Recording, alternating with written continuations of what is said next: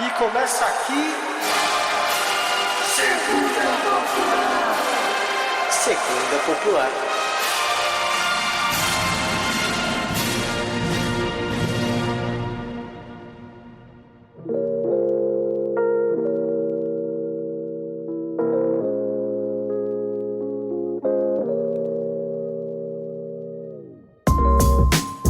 Fala, galerinha do mal, tudo certo? Sejam bem-vindos a mais um grande episódio do Segunda Popular e hoje vamos falar nada menos dele, o The Office do Capeta. Vamos falar de Ruptura. É uma série que agora tá entrando na segunda temporada, quando vocês estão vendo esse episódio. E a gente vai falar em alguns spoilers, porque é uma série que trabalha muito no mistério, mas eu acho que não é muito sobre isso, assim, até porque o que eles deram até agora é mais mistério do que explicação, né? Mas, Frog, de onde veio, assim? Fui eu que te indiquei? Você já tinha ouvido falar? Tipo, qual foi a sua brisa com Ruptura, assim? Eu vi uma galera comentando, principalmente agora que saiu, né? Começou a sair a segunda temporada, eu vi bastante gente comentando. Eu tinha visto quando lançou, o pessoal fala bem e tal, mas eu confesso que eu não tinha ido atrás. E, enfim, assisti para gravar esse episódio. E, enfim, é uma brisa, assim. É boa a série, tipo, não tem como falar que não, mas tem várias questões que eu acho que são difíceis, assim, de conversar, assim. Eu achei a série bastante complexa até, assim. Eu achei que ela fosse mais simples, eu achei que ela fosse mais objetiva. E eu não sei porquê, mas eu fui na brisa que talvez fosse meio cômica, assim. Aí, quando eu vi que era séria, eu fiquei um tanto quanto surpresa, assim. Mas aí a gente gasta essa onda depois.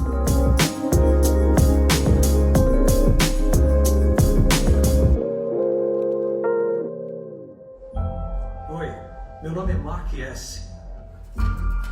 E eu, de livre e espontânea vontade, optei por me submeter ao procedimento conhecido como ruptura. Eu dou consentimento para separar minhas memórias entre a minha vida profissional e a minha vida pessoal. Eu estou ciente de que uma vez que o procedimento esteja finalizado, eu não poderia acessar minhas lembranças pessoais enquanto estiver no andar de ruptura. Digam gratidão. Nem reterei memórias do trabalho. Me desculpe. Quando retornar para casa, no final do dia, faça suas declarações livremente.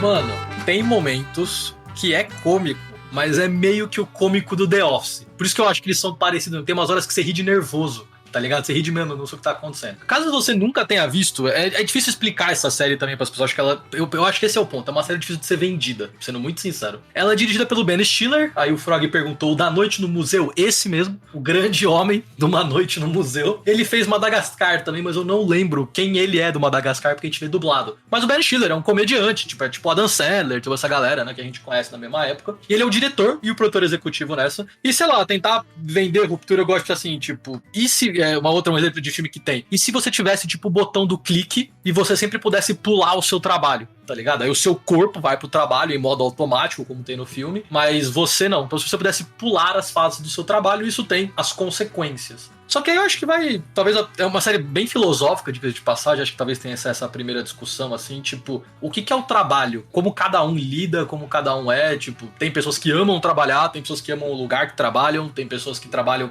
pra viver fora da vida, né? E acho que essa é uma linha que a gente pode começar a nossa discussão, assim, tipo... Qual é o tamanho, qual é a problemática, quais são as coisas que o trabalho interfere na gente, tá ligado? É isso, é uma série sobre trabalho. E aí, como você falou, pra mim, o paralelo imediato dela com The Office. Só que aí são maneiras diferentes de retratar o trabalho, né? Quando eu comecei a assistir essa série, assim, assistindo e tal, pra mim ficou muito isso de qual é o espaço que o trabalho ocupa na nossa vida. Porque, querendo ou não, nós, da classe trabalhadora, passamos a maior parte dos nossos dias trabalhando. Tipo, um dia de 24 horas. O normal é 8 das horas que estamos acordados, a gente passa no trabalho. Cara, assim, é muito louco pensar isso, porque apagar o trabalho da nossa mente, né, o tempo que a gente passa no trabalho, significa, na prática, apagar, tipo, 1/3 do nosso dia. E aí entra uma reflexão, que isso seria uma coisa boa ou uma coisa ruim? E não tem como fazer essa discussão se a gente não falar, por exemplo, de o que o trabalho significa pra gente, que dimensão que o trabalho tem na nossa vida, qual o impacto que o trabalho tem na nossa vida, qual o impacto que o trabalho tem nas nossas relações e, tipo, qual o impacto social do trabalho. Eu achei que essa série é boa nisso, assim, por isso que eu achei ela uma boa série, porque eu acho que ela traz a reflexão de, tipo, como seria a nossa vida se o trabalho fosse algo completamente deslocado da nossa vida. E aí, enfim, né, eu acho que a série caminha, né, inclusive o enredo da série, encaminha para isso. Não tem como isso acontecer. Isso vai gerar contradições inerentes ao ser humano que vão gerar conflitos. E aí a série entra nesses conflitos de uma maneira que eu achei muito boa. Fiquei bastante surpreso, como eu falei, porque eu achei, não sei porquê, mas eu fui na brisa que isso seria uma série de comédia, até porque ter visto que era do Ben Stiller. Enfim, eu fiquei surpreso, porque quando a gente tá falando da discussão sobre a dimensão do trabalho, principalmente em meio ao capitalismo, enquanto nós, classe trabalhadora, o trabalho é a nossa maneira de sobreviver. E aí entra uma reflexão de, tipo, e viver, sabe? No sentido de a gente sobrevive, a gente trabalha para sobreviver, mas será que o trabalho deveria ser parte da nossa vida e não necessariamente algo que a gente só faz para sobreviver? Eu acho que tem uma reflexão bastante filosófica e profunda aí, assim. Só pra dar um pouco mais de contexto, caso alguém não tenha visto, né, só pra puxar nessa linha interna, são trabalhadores, a gente acompanha 4 trabalhadores de uma empresa, e aí eles fazem uma operação, então abre-se a cabeça, se coloca um chip, porque isso não explica tão bem ainda, tá? A gente entende mais ou menos isso. E aí quando eles entram no elevador do trabalho, eles se tornam a pessoa do trabalho, as memórias deles são apenas do trabalho, e quando eles saem, eles perdem as memórias do trabalho, né? Então você meio que vira duas pessoas, né? Um ser seu acorda todos os dias no trabalho e dorme quando está fora, e você chega no trabalho e acorda saindo do trabalho. E acho meio doido essa linha, porque, como o Frog falou, tipo, qual é a dimensão do trabalho na sua vida? Na maioria das vezes é sobrevivência pra todo mundo, e será até a gente morrer, muito provavelmente, né? Ninguém aqui vai se aposentar nem nada. E aí é o que se tem além disso, ou não, muitas vezes, né? Acho que acredito eu, que a maioria das pessoas no mundo não necessariamente gosta do trabalho que tem. Tem um trabalho porque é o que precisa, é o que toca. E outras, tipo, tentam se reinventar a partir disso, outras acham que, não, a gente tem que amar o nosso trampo, tem que, enfim, fazer um bolo de aniversário da Nubank. Eu conheci um cara que fez isso de verdade e eu nunca esqueci essa história. O cara fazia um bolo de aniversário da Nubank. Eu falei, mano, esse cara, ele vai sofrer um pouco na vida dele mesmo, ele vai ter problemas. Mas, falando até de mim, que a gente se expõe um pouco nesse programa, por das contas, houveram diferentes momentos em que eu fiz mais ou menos o que o protagonista, né, ou pelo menos o primeiro que a gente acompanha ali, de usar o trabalho pra esquecer a vida, justamente, né, por causa de um término, por causa de problemas familiares, por causa de qualquer outra coisa, na verdade, é muito cômodo você se afundar no trabalho, né, porque supostamente é o que você tem que fazer, só que é justamente essa relação estranha, assim, tipo, a gente desmarca encontro com amigos, com família, a gente desmarca qualquer coisa quando a gente tá mal, menos o trabalho. O trabalho é como se fosse, tipo, a base de tudo que a gente é, e justamente porque é isso, porque no final das contas, se a gente não trabalhar, a gente não come, a gente não tem onde morar, a gente não tem muito pra onde ir, né? E aí a série brinca muito com essa linha, assim, tipo, já que você tem que fazer, você não toparia, tipo, esquecer esse processo, assim? E, tipo, depois a gente acompanha mais pra frente, mas à primeira vista é uma relação que eu fiquei, mano, eu acho que eu não toparia, porque me parece muito estranho. Mas eu consigo imaginar muita gente, tipo, que tem um trabalho muito mais horrível que o meu, aceitando essa linha, sabe? Tem um ponto que eu acho que é importante falar sobre o mundo do trabalho em si, não necessariamente da série, mas o trabalho, para nós, e eu digo, tipo, pra nós de um jeito amplo, genérico mesmo, tá? Normalmente é um fator de identidade. Por quê? Quando a gente fala do que a gente trabalha, normalmente a gente fala, eu sou tal coisa. Então, tipo, eu sou professor, eu sou dentista, eu sou médico. E isso carrega um significado bastante profundo, porque é um fator de identidade crucial para nós enquanto sociedade. Inclusive, não tem como a gente fingir que tem profissões que carregam tipo um patamar social benquisto na sociedade, para dizer assim, só por existirem. E aí, as pessoas querem ser essas profissões, almejam ser essas profissões, muitas vezes até pelo patamar que elas exercem. Então, tipo, tem gente que quer ser advogado porque advogado, nossa, é bem tratado, tem, né, regalias, ou quer ser médico, ser engenheiro, coisas assim. Então, esse é um ponto importante, porque a partir do momento que, né, entrando na reflexão da série, que a gente, né, se divide, tem o eu do trabalho e o eu fora do trabalho, entra numa complexidade que é o que é aquela pessoa, né? Quem é aquela pessoa? Porque na prática a gente vê e acompanha isso na série que são duas pessoas diferentes. A gente tem a ver com um negócio de, tipo, a pessoa que trabalha, né, a parte da pessoa que trabalha não lembra de nada da vida de fora. Então ela é realmente uma outra pessoa, às vezes com outro nome, sem nenhuma dimensão do histórico daquela pessoa. Não é só, tipo, aquele tempo que eles estão lá que é apagado. A quem tá ali dentro não lembra nada de fora. E aí isso é um fator importante, porque a nossa relação, como nós somos no trabalho, tem a ver com como nós somos fora do trabalho. Como nós somos fora do trabalho, tem a ver com o nosso trabalho. E isso, para nós, enquanto trabalhadores, é fundante. A maneira com que a gente lida com o nosso trabalho, a maneira com que a gente se relaciona com o nosso trabalho. Isso, assim, das mais diversas formas. Como o Terço falou, tem gente que gosta de trabalhar, que paga pau pra empresa, que paga pau pra patrão. isso é fundante na personalidade dessas pessoas. Isso é importante para a vida dessas pessoas. E assim, eu não quero fazer um julgamento de valor, apesar de já estar fazendo, mas isso para aquela pessoa é muito importante. E tipo, isso vale para nós mesmo, de esquerda, comunistas, que é, pô, o Terço, por exemplo, ele é professor e ele, tipo, ele tem a brisa de ser professor. Para ele é importante ser professor. Não é algo que é meramente, tipo, só uma escolha ali. Obviamente, muitas vezes a gente só faz uma bagulho pra tipo, arranjar o trocado, não é isso que eu quero entrar. Mas mesmo essa tomada de decisão é importante e é relevante pra vida da classe trabalhadora, sabe? Tem uma frase que eu falo bastante em sala de aula pros alunos, porque eu sou uma pessoa meio rancorosa em sala de aula. Eu não sei como as pessoas me enxergam aqui, acho curioso isso. Mas ninguém aqui foi meu aluno, né? Então, meio doido. Mas na sala eu reclamo bastante de umas brisas, os alunos falam assim, professor, você gosta de dar aula? E eu tenho uma frase que eu uso muito, que tem a ver com trabalho. Eu falo, mano, eu amo dar aula. Eu amo dar aula pra caralho, mas eu odeio trabalhar. Trabalhar é a brisa mais miserável que eu faço na minha existência. E esse é um ponto interessante de como isso nos define. Realmente, eu sou professor, eu escrevo nos lugares que eu sou professor, eu falo para as pessoas, e é uma profissão. Eu gosto muito do que eu faço, mas eu não gosto de ser mal pago para isso. Eu não gosto de, tipo, ter que preencher ponto. Eu não gosto de ter que fazer todas as coisas que um trabalho faz. Eu tenho que acordar para ir pro meu trabalho, etc, etc, né? E entra numa linha não só de que o trabalho nos define, como a maioria das pessoas, como a gente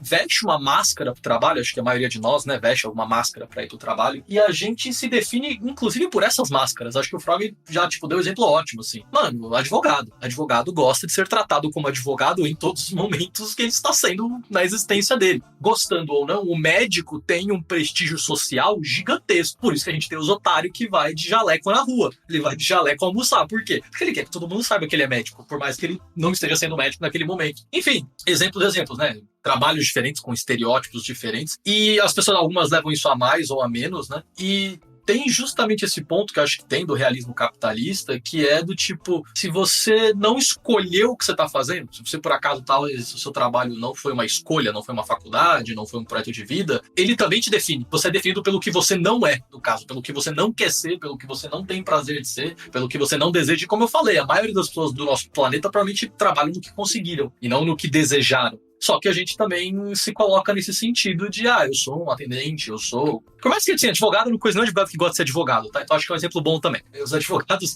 todos eles odeiam a jurisprudência, eu acho incrível. Mas tem muito a ver nessa relação de que primeiro a gente vai ter que comer, depois a gente vai ter que morar em algum lugar, e aí o que sobrar de dinheiro, se sobrar de dinheiro, aí você pode ter o seu prazer de viver. Você pode, enfim, jogar alguma coisa, ter alguma linha. Mas ninguém chega na roda e fala, eu sou um gamer. Deve ter alguém, mas eu não quero ser amigo desse cara. Então assim, porra, se alguém chegar na roda e falar que ele é gamer, eu falo, mano, pelo amor de Deus. Mas de fato, eu acho curioso porque no final das contas, os nossos gostos, os nossos prazeres, eles são o plus na nossa existência. E não o que deveria acontecer. Sei que ainda está em dúvida se deve voltar para Lumon. O Mark que eu conheci é feliz. Alô, tem alguém aí? O conselho tá aí? O Mark S. do refinamento.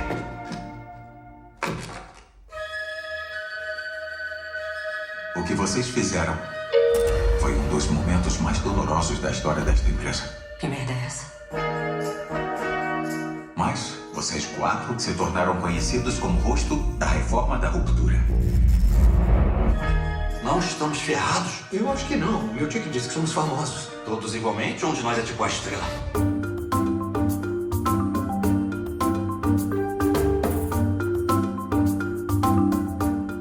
Tem um ponto importante de ser falado, que existem algumas perspectivas para falar de trabalho quando a gente fala de trabalho em si. Porque, por exemplo, o Marx, quando ele escreve o Capital, ele fala de trabalho, desse conceito amplo do trabalho. E aí tem uma diferenciação muito grande da gente falar de trabalho em si, tipo, o trabalho, com, sei lá, T maiúsculo, digamos assim, e falar de trabalho no capitalismo. Por quê? Porque aí entra um ponto importante da série, principalmente quando a gente tá falando do protagonista, né? Porque, coincidentemente ou não, o protagonista era um professor de história que escolhe ir trabalhar lá para poder esquecer. Pra poder esquecer da vida dele, etc. E aí eu entrei numa brisa que é tipo, tá, ele tá indo pra um lugar que ele não vai lembrar, que ele não tem dimensão do que ele faz, esse ponto é importante, ele não faz ideia do que ele faz, E ele não faz ideia do porquê que ele tá fazendo nada. Não tem a menor ideia. E eu fiquei na brisa de, tipo, um pouquinho de ser uma discussão sobre alienação. Por quê? Porque um conceito importante pro marxismo é essa questão da alienação. De você não ter a completa dimensão do porquê você tá fazendo aquilo, do que a sua tarefa realiza e qual a finalidade do seu trabalho e qual é o produto final do seu trabalho, né? E isso é uma parte importante da mecânica do método de produção capitalista. A alienação do trabalho, né, que é o nome completo, porque normalmente a gente reduz isso, alienação, mas quando a gente está falando no marxismo, a gente está falando de alienação do trabalho, né? Que aí, isso, por exemplo, é muito importante para um processo industrial, que o trabalhador tá lá na esteira e só aperta alguns parafusos, só aperta alguns botões. A gente vê isso, o típico filme de professor de história lá no Tempos Modernos, que o Charlie Chaplin tá lá só apertando o parafuso, que você nem sabe o que ele tá fazendo. O trabalhador não tem ideia do que ele tá produzindo. E aí, isso para mim é tipo, sei lá, isso é aplicado no século XXI. Eles estão lá mexendo em dados que são números aleatórios, né? Porque não é explicado isso. Eles não sabem o que eles estão fazendo, eles não sabem qual a finalidade daquilo e eles não sabem o que eles estão mexendo. Eu fiquei olhando para isso e falei, mano, isso é pura alienação. E aí eu achei muito engraçado essa dimensão de o cara que era professor de história, para se desligar da vida dele, opta por um procedimento de pura alienação. Tipo, da alienação mais alta que se pode ter no trabalho. Você nem lembrar do que você fazia, e mesmo se você lembrasse, você não faria ideia do que você tá fazendo. De tão abstrato, tão genérico e tão mascarado do que era. E aí, enfim, eu acho que entra num ponto que é o trabalho quando você não tem ideia do que você está fazendo, quando você não tem ideia do porquê você está fazendo, o porquê é muito importante para nós. O trabalho perde sentido. E aí o sentido do trabalho é uma coisa estudada na psicologia, ó, há mó cara já, existe a área da psicologia que fala disso. Uma das fatores mais importantes, e isso assim, até os liberais sabem disso, para a motivação do trabalhador é ter sentido no trabalho. E aí eu achei muito louco isso, porque essa série retrata isso, a perda de sentido rápida que, por exemplo, a personagem que entra, mudar a dinâmica, né? Logo no começo da série, ela não vê sentido naquilo. E aí ela imediatamente quer pedir demissão. Porque ela olha pra aquilo e fala assim, mano, não quero isso. Isso aqui não tem o menor sentido, faço 10, vocês estão malucos. Enfim, aí a série desanda por causa disso, não quero dar spoiler. Mas eu achei muito interessante essa perspectiva, porque pra gente, a alienação é adoecedora, e a série retrata isso. Não só é adoecedora, como esse é o gatilho, né? O personagem escolhe, entre aspas, talvez ele não tenha escolhido a alienação, mas ele escolhe a fuga da realidade, né? O trabalho é como usar droga nesse contexto pra ele. E assim, e as pessoas fazem isso mesmo, tipo, de uma forma muito estranha, as pessoas fazem isso. Tipo, você deve conhecer alguém. Que é isso, supostamente as pessoas usam droga por definitivos motivos pra você não lidar com a sua realidade, seja ela qual for, né? E o trabalho é um ambiente que você consegue ficar 8 horas por dia ali. Dependendo de onde você trabalha, você consegue ficar mais, você consegue fazer hora extra, sendo pago ou não, porque eu também já conheci uma galera que fica mais no trabalho e não recebe, ela fica mais pelo trabalho, pela suposta excelência, ou porque o trabalho cobra demais dessa pessoa, né? E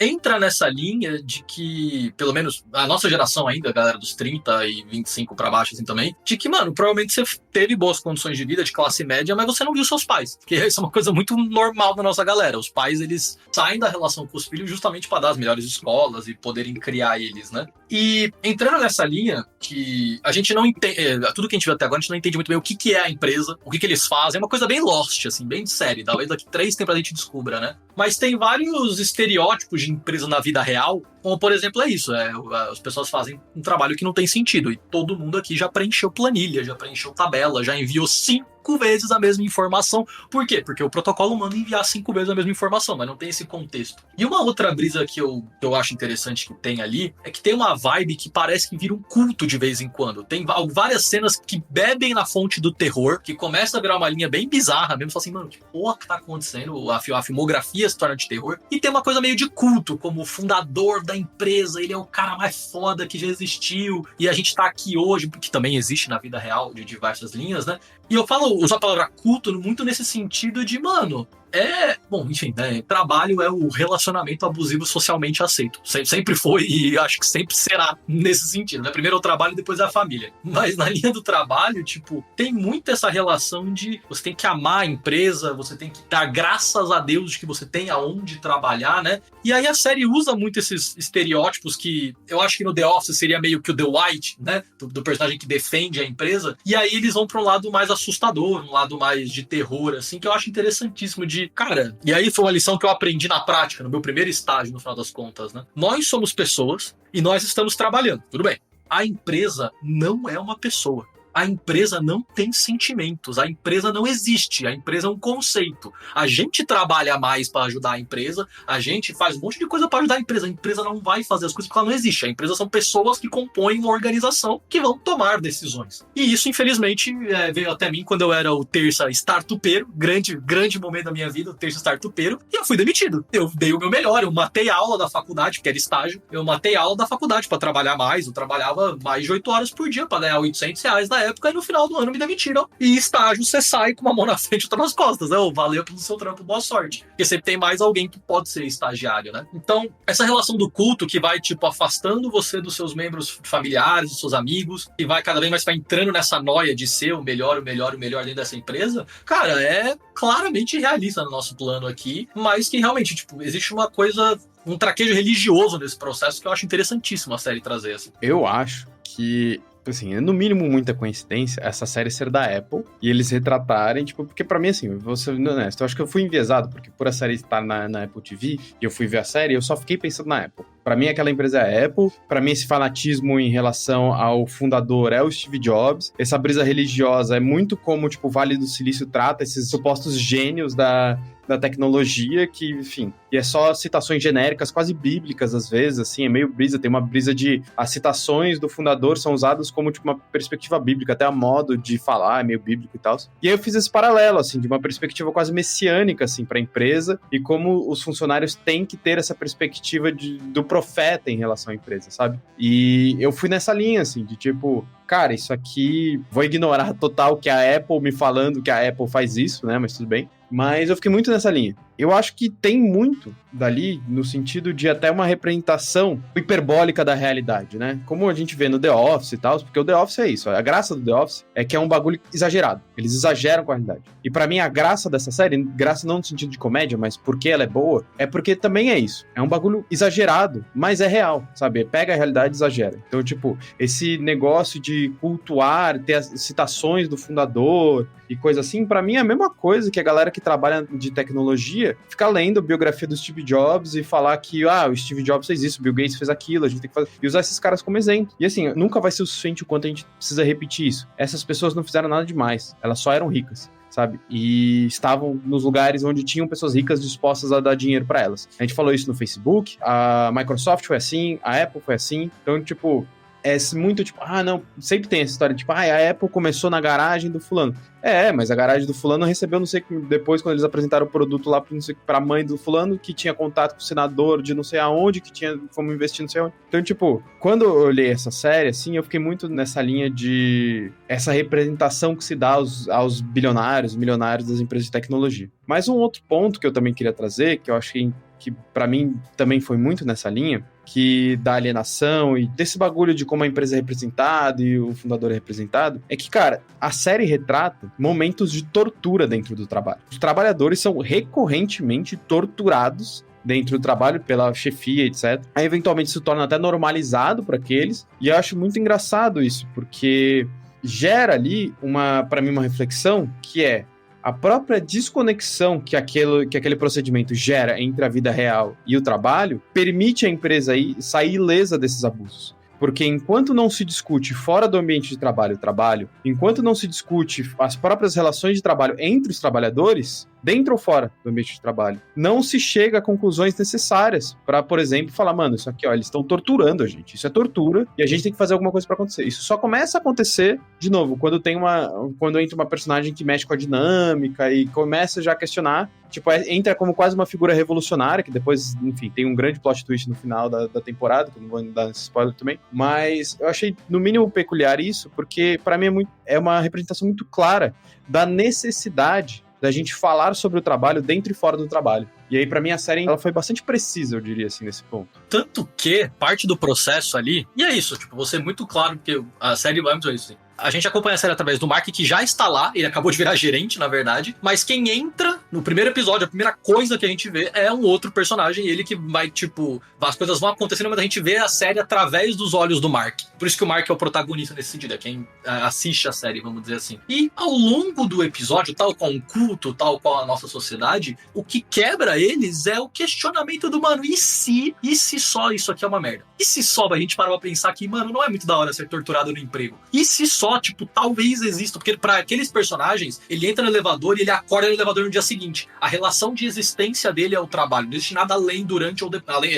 antes ou depois do trabalho. E eles passam a questionar diversas coisas, né? E quando eles passam a questionar, que eles passam, por exemplo, a explorar a empresa, porque a empresa é meio esquisitona, vamos ver o que tem em vários andares, eles trancam as pessoas dentro da própria sala. Eles têm que pedir permissão pra ir no banheiro, uma coisa que eu sei que acontece na vida real. Eu nunca passei por isso, mas eu conheço gente que você tem que pegar o crachazinho da empresa pra ir no banheiro, porque até as suas necessidades físicas a empresa controla. Então torna-se uma série sobre um processo de fuga, um processo de tomada de consciência acima de tudo. Eu acho que é a primeira coisa que acontece, e a tomada de consciência não vem num estalo, eles começam a estranhar, eles falam, não, realmente, isso aqui é meio foda, isso aqui é meio foda também, eles começam, tipo, a ir debatendo as coisas que vão acontecendo, né? Então, é todo um processo de entendimento do processo físico, do processo mental, do processo emocional do que eles passam, e se torna uma série sobre fuga. Eles têm que entender como que eles vão resolver essa grande situação. E pra gente fechar esse ponto, e voltando um pouco também nos clichês, né? Porque o Frog, eu não pensei nela como a Apple, interessante, eu não pensei na empresa, mas até a estética dos computadores que eles usam lembra pra caralho a Apple. Deve ter sido de propósito, imagino que seja, né? E aí tem toda essa preocupação da empresa, inclusive em, pô, a galera vai ficar muito triste aqui. Então tem a meta da semana, e aí se você ganhar a meta da semana, você ganha a festa da melancia, você ganha a festa do waffle, tipo, tem várias mini comemorações de várias mini etapas pra você gamificar essa relação, que é uma coisa que sempre acontece em empresa também, né? E o clássico, que todo mundo já viveu, se você não teve raiva de alguém por isso, eu duvido, que é uma área que odeia outra área. Se você nunca trabalhou numa empresa que você pegou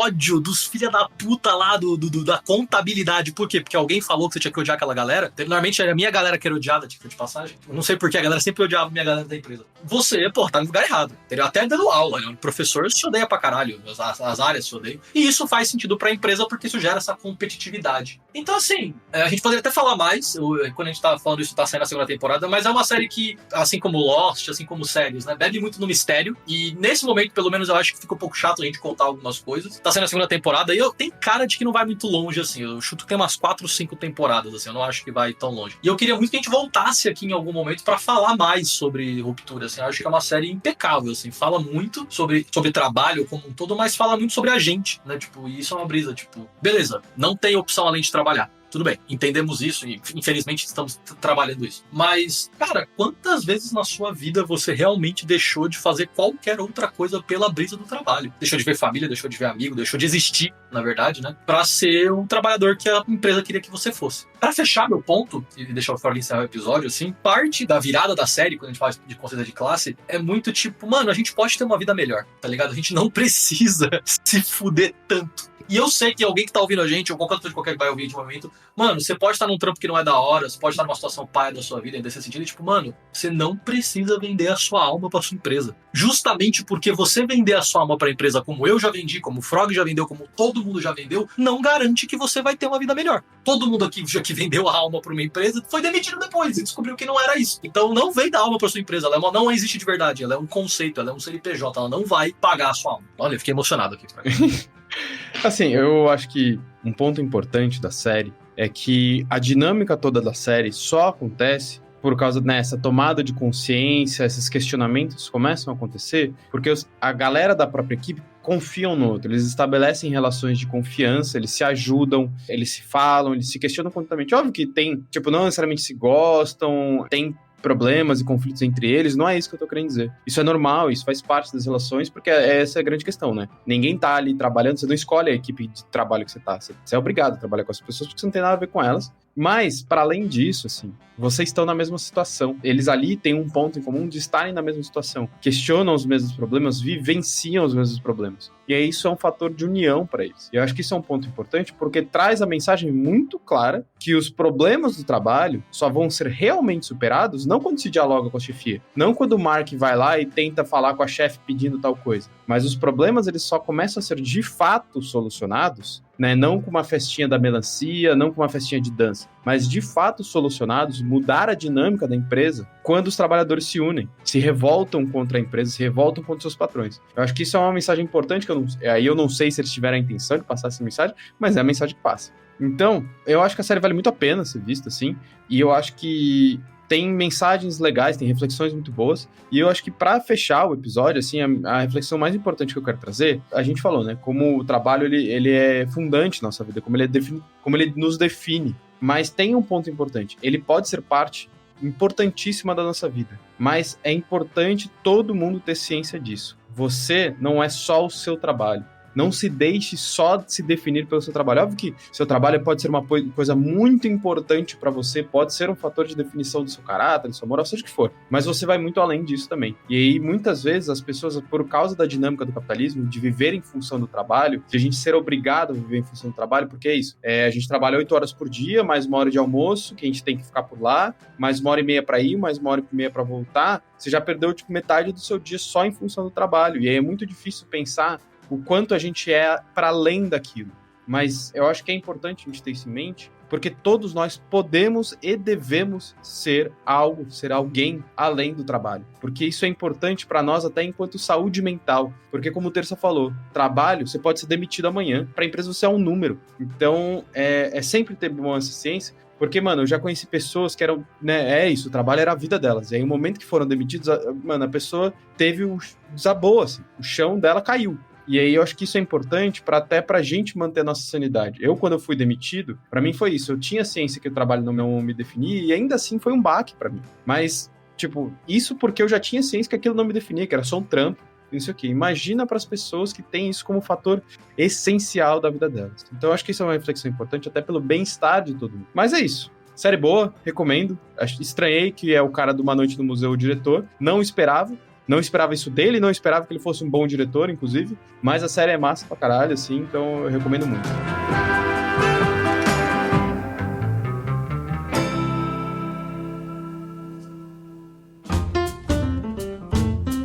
Bom, então muito obrigado por terem ouvido esse episódio, mais um episódio do Segunda Popular aqui com a gente. Eu queria sempre lembrar que nós somos um coletivo de marxistas-leninistas, de produtores de conteúdo na internet, e você pode achar todas as nossas informações aqui no link ao lado, se você tá no Spotify, se tá qualquer outro agregador, ou só pesquisar Soberana, tem nos links também nos nossos Instagrams e tudo que vocês podem encontrar lá. Então, obrigado por ouvirem mais esse episódio do Segunda Popular. Não esqueça de seguir as redes sociais do podcast para acompanhar nossos lançamentos futuros, e também acompanhe nossas redes sociais aqui, né? Eu sou o Frog, quem tá falando aqui comigo é o Terça, nossa produtora é a Ana, nosso editor é o Nate, então siga nossas redes sociais também, acompanhe nosso conteúdo e também não esqueça de avaliar o nosso podcast e seguir nas plataformas de áudio que você escuta.